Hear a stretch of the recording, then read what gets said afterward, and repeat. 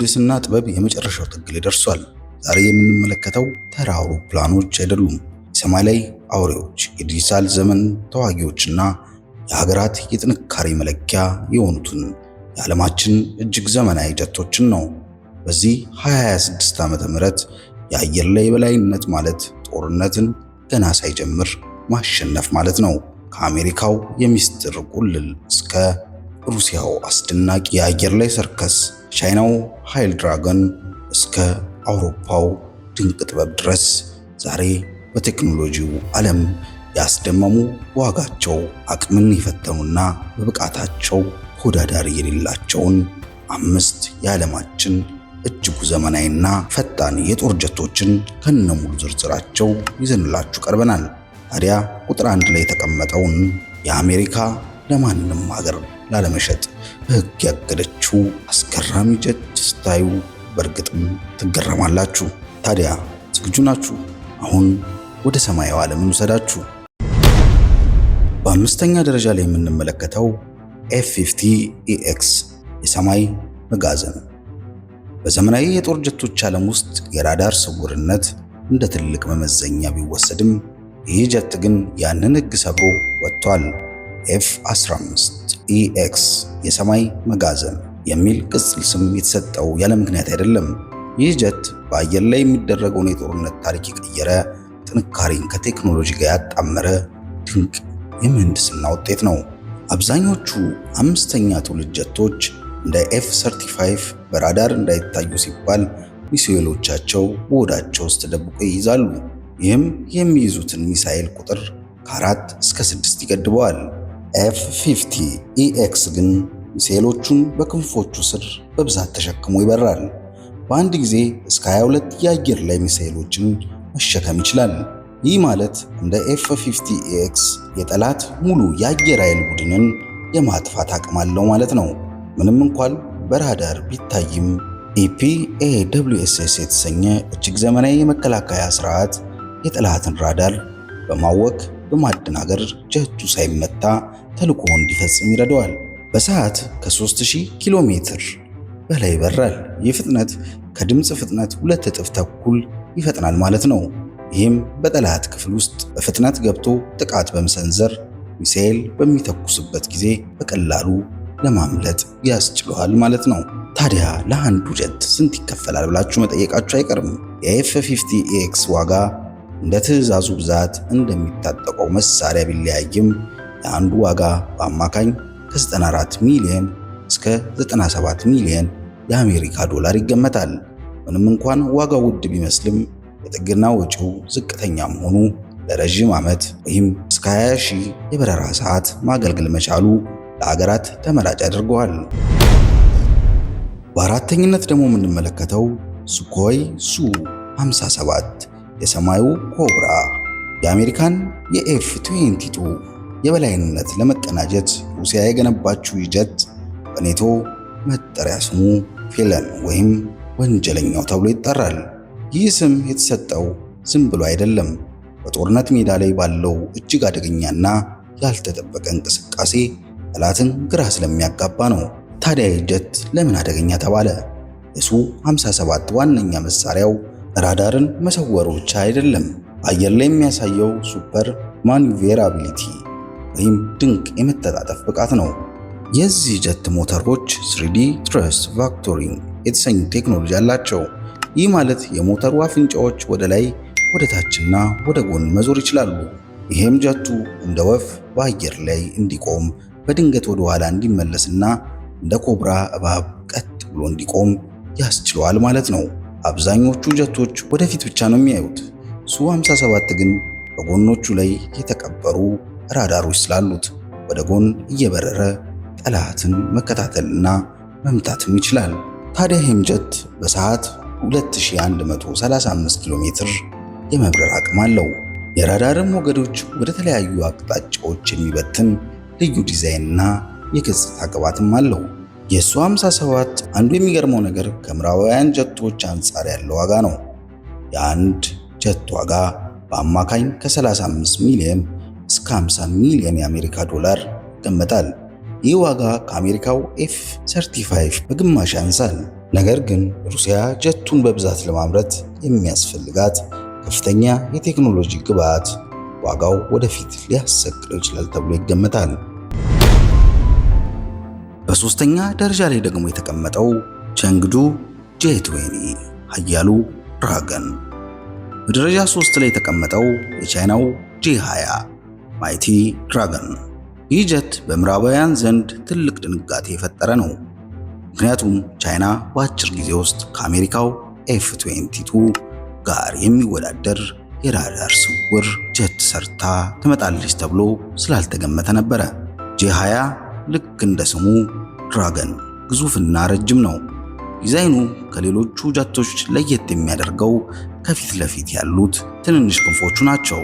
ይህ ጀት የተሰራው ለቅርብ ፍልሚያ ሳይሆን ለረጅም ርቀት ጥቃት ነው። ፒኤል-50 የተሰኘው ሚሳኤል እስከ 2000 ኪሎ ሜትር ርቀት ላይ ያለን ጠላት ገና ሳይታይ መምታት ይችላል።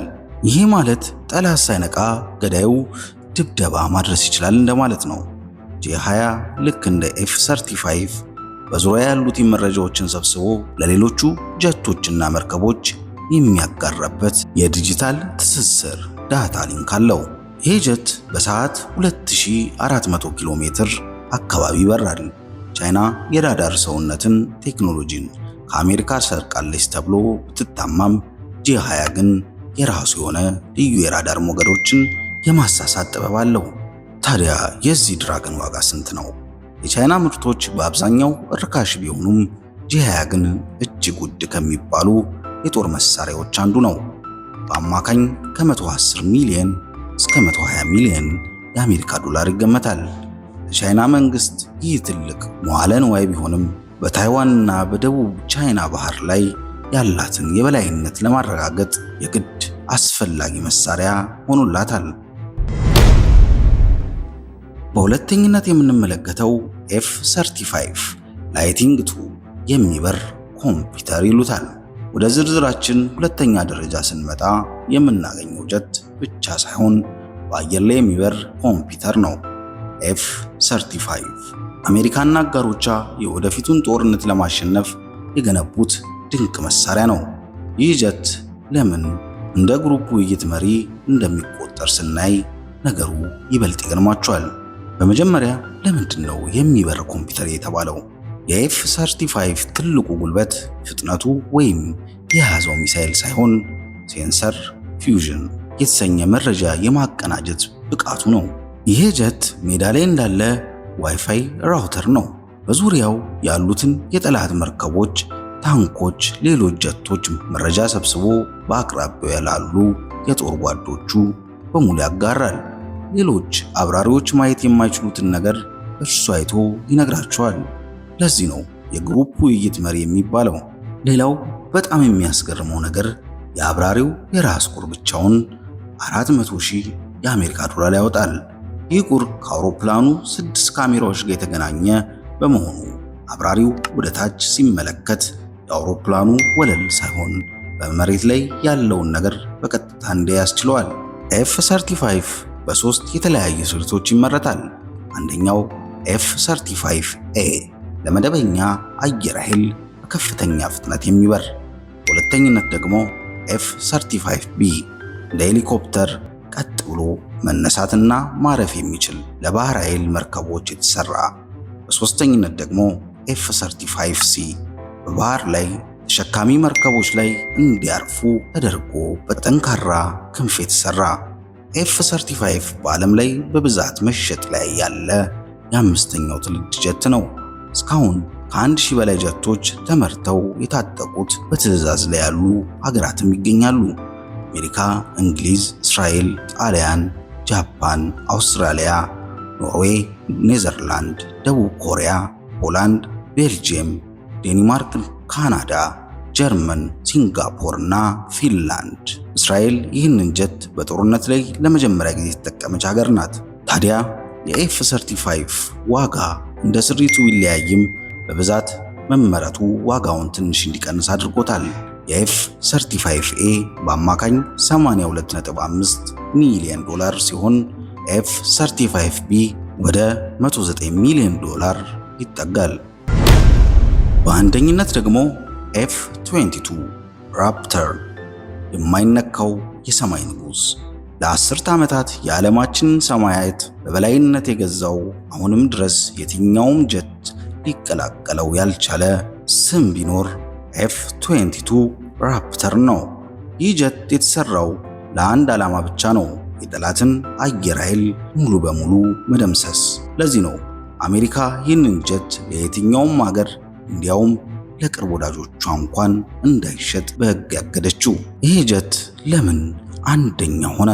F-22 የሶስት ነገሮች ፍጹም ውህደት ነው፤ ሰውነት፣ ፍጥነት፣ ቅልጥፍና።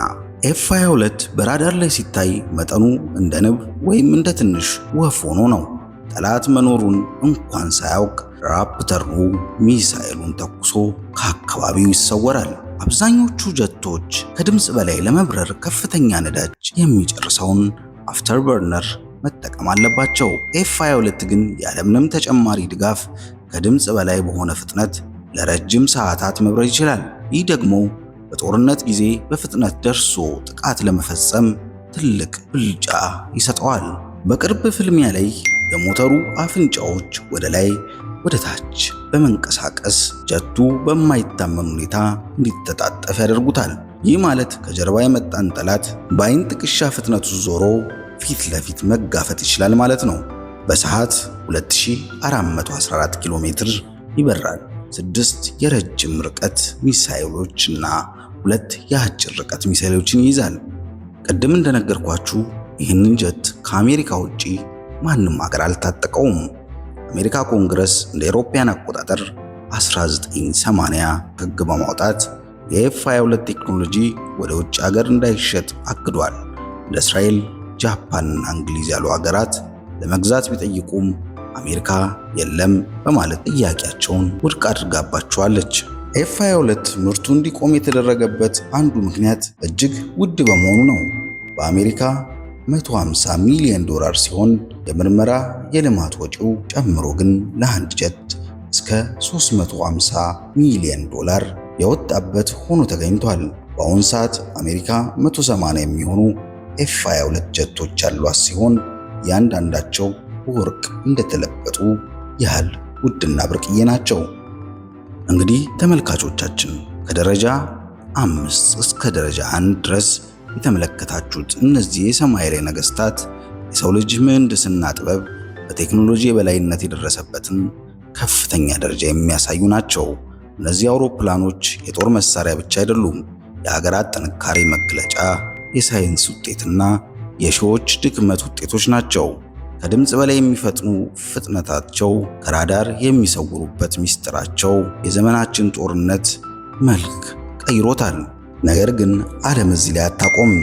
አሁን ላይ የስድስተኛው ትውልድ ጀቶች ምርመራ ተጀምሯል። ሰው ሰራሽ አስተውሎት AI የሚመራቸውና አብራሪ የማይፈልጉ የሰማይ አውሬዎች ነገ ሰማያችን ሊቆጣጠሩ እንደሚችሉ ይገመታል። እስቲ እናንተ ንገሩኝ፣ ከነዚህ 5 ጀቶች መካከል በብቃቱ በቅርጹ ወይም በታሪኩ ይበልጥ የማረካችሁ የትኛው ነው? ሐሳባችሁን በኮመንት መስጫው ላይ እንድታጋሩን እንጋብዛችኋለን። ይህንን ቪዲዮ ከወደዳችሁት ላይክ በማድረግ ለሌሎቹ እንዲደርስ አድርጉ። እንዲህ ያሉ አስደናቂ ወታደራዊ የቴክኖሎጂ መረጃዎች እንዳያመልጣችሁ ቻናላችንን ሰብስክራይብ ካላደረጋችሁ አሁኑ አድርጉ። የደውል ምልክቱን ተጫኑ። ስለተከታተላችሁን ከልብ እናመሰግናለን። በቀጣይ በሌላ ድንቅ ቪዲዮ እንገናኛለን። ሰላም፣ ቸር ቆዩን።